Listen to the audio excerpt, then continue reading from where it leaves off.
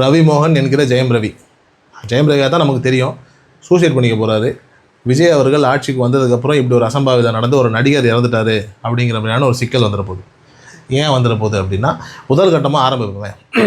இன்றைக்கி காலையிலேருந்து எல்லா ஊடகத்துலேயும் நீங்கள் திருப்பினீங்க அப்படின்னா ஒரே முகம்தான். ரவி மோகன் அழுத வீடியோ தான். நிறைய பேர் வந்துட்டு கீழே கமெண்ட் எல்லாம் போட்டிருந்தாங்க. அவர் குடிச்சிட்டு வந்து பேசுகிறாரு, ட்ரக்ஸ் எடுத்துகிட்டு வந்து பேசுகிறாரு, இப்படி ஏகப்பட்ட காரணங்கள் சொல்கிறாங்கன்னு. அது வழக்கமாக சில சமூக போராளிகள் செய்யக்கூடிய ஒரு விஷயம்னு வச்சுக்கோங்களேன். ஆனால் இதை தாண்டி நம்ம நல்லா கவனித்து பார்த்தோம்னா, ஒரு மனுஷனுக்கு ஏதோ ஒரு சிக்கல் வந்து மீடியாவுக்கு முன்னாடி புலம்பி தள்ளிட்டார். அவர் பேசுகிறது சரியா தவறா, அவர் குடும்பத்துக்குள்ளே என்ன பிரச்சனை, அவருக்கும் அவரோட மனைவிக்கும் என்ன சிக்கல், அவருக்கும் அவரோட மாமியாருக்கும் என்ன சிக்கல் அப்படிங்கிறதெல்லாம் தாண்டி ஒரு மனிதன் மன உளைச்சலின் உச்சத்தில் இருக்கான் அப்படிங்கிறது மட்டும் நமக்கு நல்லாவே அந்த வீடியோவை பார்த்தா தெரியுது. டெஃபினட்டாக அதில் எந்த விதமான டவுட்டும் கிடையாது. அப்போது அந்த மனிதனுக்கு இன்றைக்கி தேதிக்கு தேவைப்படுறது என்ன? ஒரு தெரப்பினா எப்படி உடனே வந்துட்டு மனநலம் பாதிக்கப்பட்டவங்களுக்கு தெரப்பிங்கிற ஜோனுக்கெலாம் நம்ம கொண்டு போய்ட்டோம். தெரப்பிங்கிறது எல்லாருக்குமே இன்றைக்கி தேவையில்லை. இன்றைக்கி நாளில் ஏதோ ஒரு சிக்கல் மன உளைச்சல் இருக்குது, அந்த மன உளைச்சலுக்கு வந்துட்டு சின்ன சின்னதாக தெரப்பிகள் தேவைங்கிற ஜோனில் தான் ரவி மோகன் இருக்காரே தவிர்த்து, அதை முதல்ல சரி செய்கிறதுக்கான ஒரு வேலையை தான் இந்த சமூகமும் அவருடைய குடும்பமும் பண்ணணுமே தவிர்த்து, அதை தாண்டி நம்ம இங்கே ஒன்று பண்ணிட்டு இருக்கோம் தெரியுமா? இந்த ஆளுக்கு இதே வேலையாக போச்சு, இவர் கெனிஷாவோட அப்படி இருந்தார் இப்படி இருந்தார், இதெல்லாம் நமக்கு இங்கே தேவையில்லாத ஒரு செயல். ஏன்னா இன்றைக்கு தேதியில் அவர் பேசிட்டு நைட்டு போய் படுக்கும்போது படுத்து தூங்கலாமா இல்லை தற்கொலை பண்ணிக்கலாமாங்கிற சிந்தனை அந்த மனுஷனுக்கு வந்துடக்கூடாது. ஏன்னா ஆல்மோஸ்ட் ஒரு ட்ராமடைஸ்டான ஒரு ஜோனில், அந்த ஜோனில் தான் அந்த மனுஷன் இன்றைக்கி ஃபுல்லாக பேசியிருக்காரு. இன்றைக்கி சாயந்தரம் அதுக்கப்புறம் அவங்க பேசினதுக்கப்புறம் வந்துட்டு அவங்க மாமியார் வந்துட்டு அவர் ஏன் அப்படி பேசினாருன்னு தெரியல, இதுக்கெல்லாம் நாங்கள் சட்ட ரீதியாக பதில் சொல்லுவோம். அதெல்லாம் அப்புறம். ஒரு மனிதனுடைய உயிரிங்க ரொம்ப ரொம்ப முக்கியம். அவங்களுக்குள்ள இருக்கக்கூடிய பிரச்சனைகள், அவங்களுக்குள்ள இருக்கக்கூடிய சண்டைகள், ஈகோ, இதெல்லாம் அடுத்த கட்டம். இன்றைக்கி தேதிக்கு அந்த மனிதனுடைய உயிர் ரொம்ப முக்கியம். திருமாவளவன் அவர்கள் சொல்லுவாங்க, ஒரு இடத்துல வந்துட்டு என்ன நடந்தாலும் பாதிக்கப்பட்டவனுக்கு கூட தான் நம்ம நிற்கணும் அப்படின்னு. யார் பாதிக்கப்பட்டவன் அப்படின்னு சொல்லி ஒரு கேள்வி கேட்கும்போது வந்துட்டு, உண்மையிலேயே ஒரு விஷயத்தை அவனால் வந்துட்டு பேச முடியல, இல்லை ஒரு சட்ட சிக்கலை கூட அவன் காசு செலவு பண்ணி சந்திக்க முடியல அப்படின்னா உண்மையிலே அவன் தான் பாதிக்கப்பட்டான் அப்படின்னு. இன்றைக்கி தேதியில் ரவி மோகனை தான் நான் பாதிக்கப்பட்டவராக சொல்வேன். அந்த பக்கத்தில் வந்துட்டு அவங்க குடும்பம் பாதிக்கப்பட்டிருக்கே அப்படின்னு ஒரு கேள்வி கேட்கலாம். உண்மையிலே அவங்களுக்குலாம் பாதிப்பு இருந்திருக்கலாம். ஆனால் அவங்க எல்லாத்தையும் கடந்து வரக்கூடிய மன தைரியத்தையும் மனப்பக்குவத்தையும் உடையவர்களாகவே சித்தரிக்கப்படுகிறார்கள்.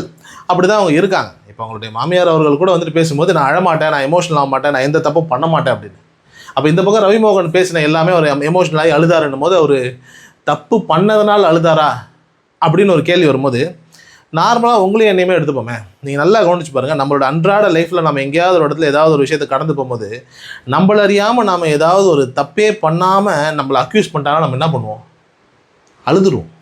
இன்றைக்கி அது காமனாக எல்லாருக்குமே அது வந்துட்டு ஒரு இயல்பான ஒரு பழக்கமாகவே இருக்கும்னு வச்சுக்கோங்களேன். அழுதுருவோம். நான் ஒன்றுமே பண்ணல, என்ன போய் இப்படி பேசிட்டீங்களான்னு சொல்லி என்ன ஆகிடும்? எமோஷனல் ஆகிடும். இன்னொரு பக்கம் வந்துட்டு நம்மளை வந்துட்டு ஹர்ட் பண்ண வந்துட்டு தைரியமாக நின்றுக்கிட்டு, நான் ஒன்றுமே பண்ணலை, நான் ஒன்றும் ஹர்ட்டே பண்ணலன்னு சொல்லி அப்படியே கல் நெஞ்சமாக இருக்கிறதுனால மட்டுமே அவங்க தப்பு செய்யலை அப்படின்னு ஆகிடாது. நான் இந்த தரப்பில் ரவி மோகன் தப்பு செஞ்சுட்டாரு, இல்லை அவங்க மாமியார் தப்பு செஞ்சுட்டான், இதெல்லாம் நான் சொல்லலை. யார் வேணாலும் தப்பாக இருக்கலாம், யார் வேணாலும் சரியாக இருக்கலாம். ஆனால் இங்கே லாஜிக் என்ன அப்படின்னா, ஒருத்தவங்க அழுகுறதுனாலேயே அவங்க சொல்கிறது பொய், இன்னொரு பக்கம் அழுகாமல் போல்டாக உலகத்தை ஃபேஸ் பண்ணுறதுனாலேயே அவங்க சொல்கிறது சரிங்கிற ஒரு நிலை ஒன்று இருக்குல்ல, அது ரொம்ப கேவலமான தவறான ஒரு சித்தரிப்பை தான் நான் பார்க்குறேன். இதையெல்லாம் தாண்டி இதே ரவி மோகன் அப்படிங்கிறவர் வந்துட்டு ஒரு பெண்ணாக இருந்து இதே மாதிரி ஒரு மாமியார் மாமனார் கொடுமை, இல்லை மனைவி கணவன் கொடுமை அப்படின்னு சொல்லி ஒரு மீடியாவில் உட்காந்து அழுதுருந்தாங்க அப்படின்னா, என்னுடைய கணிப்புக்கு இன்னைக்கு ஈவினிங்குள்ளே அந்த சோகால்டு கணவனுடைய குடும்பம், நான் சொல்கிறது ரவி மோகன் வந்துட்டு ஒரு பெண்ணாக இருந்து இதே மாதிரி அழுதுருந்தா அந்த சோகால்டு கணவனுடைய குடும்பத்தை தூக்கி கொண்டு வந்து உள்ளே வச்சுருப்பாங்க. சொல்லத்தில் குண்டாஸ் மேலான சட்டங்கள் பாஞ்சாலும் பாஞ்சிருக்கலாம். நான் அவங்க மாமியார் குடும்பத்தை தூக்கிட்டு வந்து உள்ளே வைங்க அப்படிலாம் எதுவும் சொல்லலை. ஆனால் இந்த மனுஷன் ஏதாவது பண்ணிக்க போகிறார், அதுக்குள்ளே சட்ட வல்லுநர்கள் இல்லை சட்டத்தில் இருக்கக்கூடியவங்க யாராக வேணா இருக்கலாம், அதுக்கான ஒரு ஸ்டெப்பை எடுத்தே ஆகணும். ஏன்னா இந்த இடத்துல வந்துட்டு எந்த விதமான உயிர் சேதமும் நடந்துடக்கூடாது. தவறு யார் மேலே வேணாலும் இருக்கலாம். ஏன்னா அல்டிமேட்டாக எவன் ஒருத்தன் கடைசியில் வந்துட்டு உயிர் சேதம் ஆகுதோ இந்த உலகத்தில் அதுதான் மிகப்பெரிய பலி, மிகப்பெரிய தவறை தவிர்த்து தப்பு ரைட்டுங்கிறதுல அதுக்கப்புறம் மேட்ரே எல்லாம் போயிடும். இப்போ நான் ஏன் வந்துட்டு விஜயனுடைய ஆட்சியில் இப்படி ஆகிடக்கூடாதுன்னு ஒரு விஷயம் சொன்னேன் அப்படின்னா, இப்போ காலையில் வந்துட்டு முத்துக்காளி அவருடைய மனைவிக்கு வந்துட்டு உடம்பு சரியில்லை அப்படின்னு சொல்லி விஜய்க்கு ஒரு ரிக்வஸ்ட் வைக்கிறாங்க. உடனே வந்துட்டு டக்குன்னு ராஜ்மோகன் அவர்கள் போய் சந்திக்கிறாங்க. எல்லாருமே அதற்கான வேலைகள்லாம் பார்க்குறாங்க. அது எந்த அளவுக்கு முக்கியமான ஒரு நிலையோ அதே மாதிரி தான் இந்த ரவி மோகனுடைய இஷ்யூவையும் நான் பார்க்குறேன். ஏன்னா நான் திருப்பி சொல்கிறேங்க, ஒரு நொடி தான்.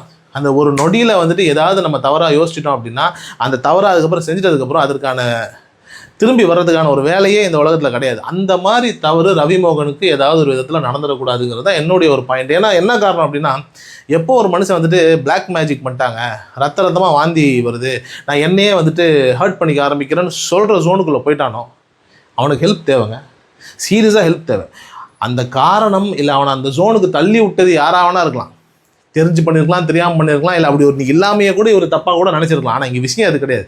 ஒரு மனுஷன் அந்த ஜோனுக்குள்ளே போயிட்டான், அந்த மென்டல் ஃபேஸுக்குள்ளே போயிட்டான், அவனை அங்கேருந்து தூக்கிட்டு வர வேண்டியது சுற்றி இருக்கக்கூடிய சமூகத்தினுடைய இந்த அவங்களுடைய குடும்பத்தினுடைய வேலை. அதை அரசாங்கமும் கொஞ்சம் பங்கெடுத்துக்கிறதுல ஒரு தப்பும் கிடையாது. ஏன்னா நாலு பேனா வந்துட்டு இதுக்கு வந்துட்டு பார்த்தீங்களா, முதல்வர் விஜயனுடைய இப்போ ஆட்சியில் தான் இப்படி நடந்துருச்சு, எவனுமே வந்துட்டு இதை இன்வால்வ் பண்ணி இதெல்லாம் சரி பண்ணலன்னு தான் நான் கடைசியில் சொல்லுவானுங்கன்னு வைங்களேன். அதனால் எனக்கு தெரிஞ்சு முதலமைச்சர் விஜயா இருக்கட்டும், அவரோட டீமாக இருக்கட்டும், முதல்ல இது என்னன்றதையும் போய் பார்க்கலாம். நிறைய பேர் கேட்கலாம், ஏன்னா குடும்ப பிரச்சனைகள்லாம் வந்துட்டு ஒரு அரசாங்கம் உள்ளே வரணுமான்னு. தப்பே கிடையாது. அரசாங்கமும் குடும்பமும் வேறெல்லாம் கிடையாது, தப்பே கிடையாது. இன்றைக்கி இன்னும் எல்லா மினிஸ்டர்ஸும் எல்லா எம்எல்ஏஸும் வேலையை அடுத்தவனுடைய பிரச்சனை என்னன்னு கேட்க முடியாத அளவுக்கு ஒன்றும் பிஸியாக அப்படியெல்லாம் ஒன்றும் கிடையாது. வந்து செய்யலாம், வந்து பார்க்கலாம். இதெல்லாம் தாண்டி ரவிமோகனுக்கு எல்லாருக்குமே தெரிஞ்ச ஒரு பர்சனாலிட்டி, தெரிஞ்ச ஒரு ஆள், இப்படி ஒரு ஜோனில் இருக்கிறாரு. இதையெல்லாம் தாண்டி வெளியில் ஒரு மனுஷன் வந்து அக்யூஸ் பண்ணுறான் ஒரு குடும்பத்தை, என்னால் முடியல, என்னை வந்துட்டு இவங்க இப்பெல்லாம் பண்ணுறாங்கன்னு. அது உண்மை பொய்ங்கிறது அப்புறம் என்னன்னு காது கொடுத்து இந்த சட்டமும் இந்த அரசாங்கமும் இமீடியட்டாக அதை கேட்கணுங்கிறது தான் இங்கே பாயிண்ட். ஏன்னா இன்றைக்கி தேதிக்கு இதை விட்டுட்டோம் அப்படின்னா, எங்கேயாவது ஒரு இடத்துல ஒரு மனுஷனை மிஸ் பண்ணிட்டோம்னு வைங்களேன், நாளைக்கு நம்மளே நினச்சி என்னடா நேற்று இருந்தாலும் எவ்வளோ புலம்புனா, என்னன்னு போய் ஒரு 4 வாரத்தை கேட்டிருக்கலாமேன்னு நமக்கு தோணக்கூடிய ஒரு சூழல் ஒன்று வரும். இது அந்த அரசாங்கத்துக்கும் தோணிடக்கூடாது. இதையெல்லாம் தாண்டி ஒரு மனுஷன் வெளியில் வந்து அழுது புலம்பி கதறி, இப்போ இதே கொஞ்சம் நாளைக்கு முன்னாடி வந்துட்டு ஒரு பாடகி வந்துட்டு எனக்கு ஒரு பாலியல் துன்புறுத்தல் பண்ணாருன்னு ஒரு மியூசிக் டைரக்டரை பற்றி அக்யூஸ் பண்ணும்போது சோஷியல் மீடியாவே 2 மியூசிக் டைரக்டர் சந்தேகப்பட்டுச்சு. அதில் உடனே ஒரு மியூசிக் டைரக்டர் என்ன பண்ணார் அப்படின்னா, உங்களுக்கு எந்த பிரச்சனையும் வராமல் இருக்கணும் அப்படின்னு சொல்லி டக்குன்னு ஏதோ ட்வீட்டோ வாட் ஏதோ பேசினோன்னே அதுக்கு அந்த பாடகையும் அழகாக ரிப்ளை பண்ணிட்டாங்க. ஓகேவா? சோஷியல் மீடியாவுடைய வேகம்ங்கிறது அந்த அளவுக்கு வேகமாக கரெக்டாக இருக்குது. கூட அந்த மியூசிக் டைரக்டரும் பயந்துடாரு, எதுக்கு நமக்கு நம்ம போய் சொல்லணும். சம்மந்தப்பட்ட இன்னொருத்தரோ அவர் சொல்லவே இல்லை. அது அவராக இருக்கலாம், இல்லை சோஷியல் மீடியா வந்துட்டு அப்படி ஒரு ட்ராமடைஸ்டான ஒரு நிலையை கொண்டு வரலாம். ஏன்னா இங்கே சோஷியல் மீடியாவுக்குள்ள ஒரு சிக்கல் என்ன இருக்குன்னா, ஒரு விஷயம் சொல்லிட்டா இவங்களா தான் இருப்பாங்களோன்னு நம்மளே ஒரு யூகத்துக்குள்ளே வரல. இது ரொம்ப கேவலமான பைத்தியகாரத்தனமான ஒரு விஷயம். நம்ம அதை நோக்கி தான் பயணிச்சுக்கிட்டு இருக்கோம். இன்னைக்கு காலையில் ஒரு பெரிய ஊடகம்னு சொல்கிறத விட ஒரு ஊடகம் போய் வந்துட்டு மாளவிகா மோகன்கிட்ட போய் ஒரு கேள்வி கேட்குறாங்க. இந்த மாதிரி வந்துட்டு விஜயோட வந்துட்டு த்ரிஷா எங்கே போனோம், அதாவது விஜய் எங்கே போனாலும் த்ரிஷா கூடவே போகிறாங்களே, நீங்களும் அப்படி போவீங்களான்னு ஒரு பைத்தியகாரத்தனமான ஒரு முட்டாள்தனமான ஒரு மட்டமான ஒரு கேள்வியை கேட்குறான். அதுக்கு அவங்க ரொம்ப கண்ணியமாக ஏதோ ஒரு மாதிரி மழுப்பி அழகாக பதில் சொல்லிட்டு வெளியேறிடுறாங்க. இந்த ஒரு சிந்தனையே ரொம்ப மட்டமான ஒரு சிந்தனை. ஒரே 1-to-1 இன்டர்வியூவில் ஜாலியாக ஏதோ கலாய்க்கிறதுக்காக ஏதோ ஒன்று பேசுகிறோம்னா அது வேறு விஷயங்க. ஒரு பொதுவெளியில் ஒரு ப்ரெஸ் மீட்டில் ஒருத்தர் போய் வந்துட்டு ஒரு பெண்ணுக்கிட்ட இப்படி கேட்குறாங்கன்னா என்ன மாதிரியான ஒரு மனநிலையில் இந்த சமூகம் இருக்குது அப்படிங்கிறது தான் இங்கே நம்ம கேள்வி கேட்கணும். சரி, ஆண் பெண்ணுங்கிற இந்த ஜோன்லாம் கிடையாது. Social media bullying, cyber bullying அப்படிங்கிற மாதிரியான ஒரு ஜோனில் எல்லாரையுமே ஒரு அளவுக்கு பிரபலமாக இருக்கக்கூடிய எல்லாரையுமே நம்ம ஒரு மாதிரியான ஒரு ட்ராமடைஸ்டு ஜோனுக்குள்ளே தான் நம்ம கொண்டுட்டு போகிறோம். இந்த நிலை மாறணும். இந்த மாற்றத்தை நோக்கி நம்ம பயணிக்கணும். எனக்கு தெரிஞ்சு அதுக்கு முதல் படியாக ரவிமோகனுடைய கேஸை எடுத்துக்கலாம்.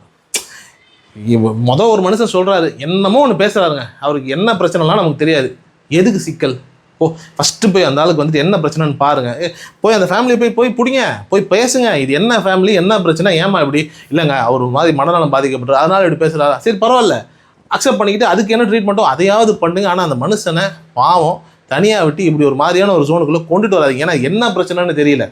இப்போ அவருக்கு லைஃபுக்கு ஆதரவே அந்த பெண்ணு தான் அப்படின்னு சொல்லும்போது அந்த பெண்ணையும் நம்ம என்ன பண்ணிட்டோம், சைபர் புல்லிங் தான் பண்ணோம். போட்டு வந்துட்டு ஹோம் பிரேக்கர், அந்த பிரேக்கர், இந்த பிரேக்கர்னு சொல்லி ஒரு மாதிரியாக அந்த பெண்ணை ட்ராமடைஸ் பண்ணி யோசிச்சு பாருங்களேன். இங்கே ஆணை ட்ராமடைஸ் பண்ணாலும் தப்பு தான், பெண்ணை ட்ராமடைஸ் பண்ணாலும் தப்பு தான். இதே சோஷியல் மீடியாவில் த சோ கால்டு ஃபெமினிஸ்ட், த சோ கால்டு எல்லா விதமான சோஷியல் ஆக்டிவிஸ்ட் எல்லாருமே இருக்கிறோம். ஆனால் ஒரு பெண்ணை நேற்று கதறி அள வச்சு எப்பாடே நான் இவனை பிரேக்கப் பண்ணிட்டு நான் இங்கேருந்து விட்டுட்டு போயிடுறேன்டான்னு சொல்கிற அளவுக்கு ஒரு சைபர் புல்லிங் நாம பண்ணியிருக்கோம். சரி, அப்படியே பார்த்தோம் அப்படின்னா இந்த பக்கம் ஒரு ஆண் வந்துட்டு போட்டு கதறுன்னு கதறான். அதுக்கும் நம்ம வந்துட்டு என்ன பண்ணுறோம் அப்படின்னா, இவன் அந்தாலும் அப்படி தான் அப்படின்னு ஒரு ஜோனில் தான் அவரை பார்க்குறமே தவிர்த்து என்ன பிரச்சனை அப்படின்னு நம்ம பார்க்க மாட்டோம். சரி, அப்படியே அவங்க மாமியார் வந்துட்டு ஒரு பதில் சொல்கிறாங்கன்னா அங்கேயே வந்துட்டு லாஜிக்னா இந்த அம்மா தப்பான பொம்பளைன்னு இந்த ஜோன் தான் இருக்கே தவிர்த்து உண்மையிலேயே யாருக்கும் பிரச்சனைடா, என்னதான் சிக்கல் அப்படிங்கிறத கண்டறிஞ்சு யாராவது ஒருத்தவங்க இதற்கான ஒரு தீர்வை அந்த மனுஷனுக்கு கொடுத்தோம் அப்படின்னா தான் ரவிமோகன் எனக்கு தெரிஞ்சு ஒரு சாஃப்டான ஜோனுக்குள்ள, ஒரு நல்ல ஜோனுக்குள்ள வருவார். இல்லைன்னா இனிமேல் நான் படம் நடிக்க மாட்டேங்கிறாரு, நான் வெளில வர மாட்டேங்கிறாரு, ரத்த வாந்தி வருது, எதுக்கு? பாவம் அந்த மனுஷன். தப்பு ரைட்டுங்கிறத தாண்டி தீர்வும் ஒரு மனிதனுக்கு இருக்கக்கூடிய மன உளைச்சலும் சரியாகணுங்கிறது தான் இங்கே மிகப்பெரிய முக்கியமான ஒரு பாயிண்ட்டாக இருக்குது. அதை நோக்கி தான் ஒரு சமூகமாக இல்லை ஒரு சோஷியல் மீடியாவுக்குள்ளே இருக்கக்கூடிய அத்தனை மனிதர்களாக எல்லாமே நாம் அதை நோக்கி தான் பயணிக்கணுமே தவிர்த்து அதை விட்டுட்டு இதான் கிடைச்சது வாய்ப்புன்னு சொல்லி அவனை போட்டு அடி நடிக்கிறதுன்னு இருக்கு இல்லையா, அது மட்டமான வேலை. நல்ல உதாரணம் சொல்லணும்னா அண்மையில் வந்துட்டு த்ரிஷா அவர்கள் விஜயனுடைய ஒரு அந்த என்னது பதவியேற்பு விழாவுக்கு போகும்போது வந்துட்டு அவரை போட்டு ஏன் வந்தாங்க இப்போ த்ரிஷாவுக்கும் விஜய்க்கும் அப்படி இப்படி.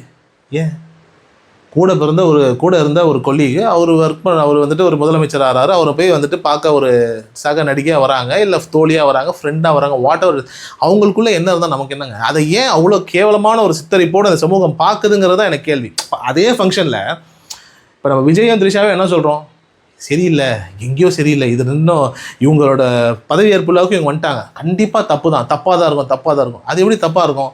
சரி, அதே ஃபங்க்ஷனில் வந்துட்டு ஜெய் வந்து கிட்டத்தட்ட 1 கிலோமீட்டர் தூரம் ஓடி வந்து விஜயனுடைய அந்த ஃபங்க்ஷனுக்கு வந்து அட்டன் பண்ணுறாரு, அவருக்கு பின்னாடி பதவி இருக்கும்போது பின்னாடி நிற்கிறாருன்னா அப்போ ஜெய்யும் கேவலமாக தப்பாக யோசிப்பீங்களோ? லாஜிக்காக யோசிச்சு பாருங்க. அப்போ ஜெய் வந்துட்டு விஜயனுடைய ஃபங்க்ஷனுக்கு வந்தார், ஒரு சமயம் ஜெய் அப்படி இருப்பாரோ, ஒரு சமயம் விஜய் இப்படி இருப்பாரோ, இவங்க 2 பேருக்குள்ளே ஏதாவது எவனாவது யோசிக்கிறோமா? ஏன்டா அவனுக்கு 2 பேருக்குள்ளே யோசிக்காத போது இவங்க 2 பேருக்குள்ளே மட்டும் ஏன் நம்ம யோசிக்கணும்? அந்த அளவுக்கு நம்மளுடைய பார்வை ரொம்ப கேவலமாக மட்டமாக போயிட்டுருக்குங்கிறது தான் யதார்த்தமான உண்மை. அவங்க 2 பேருக்குள்ளே என்ன இருக்குங்கிறது உண்மையிலேயே அவங்க 2 பேருக்கு தான் தெரியும், நமக்கு தெரியாது, நமக்கு தெரிய வேண்டிய அவசியம் இல்லை. ஸோ கம்மிங் டு ரவி மோகன் சார், ரவி மோகனுடைய இந்த சிச்சுவேஷன் எனக்கு தெரிஞ்சு அரசாங்கம் கையில் எடுத்தாலும் தப்பு இல்லை, யார் கையில் எடுத்தாலும் தப்பு இல்லை.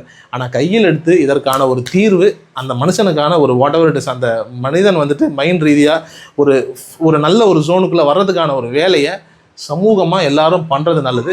இதையெல்லாம் தாண்டி அவருக்கு விவாகரத்து வேணும்னா தயவுசெய்து கொடுத்து அந்த மனுஷனை ரிலாக்ஸ் பண்ணி விட்ருங்க. ஏன்னா உலகத்தில் வந்துட்டு இந்தியாவில் கல்யாணம் நடக்கிறது தான் கஷ்டம் அப்படின்னா அதை விட ரொம்ப கஷ்டமாக இருக்குது விவாகரத்து வாங்குறது. ரொம்ப எளிமையான ஒரு விஷயங்க திருமணமும் விவாகரத்தும். ஒருத்தவங்க விரும்பினா கட்டியாச்சு, விரும்பலை பிரிச்சியாவது விட்ருங்க. ஆனால் தயவுசெய்து சீக்கிரமாக இந்த பஞ்சாயத்தை முடிச்சு விட்ருங்க.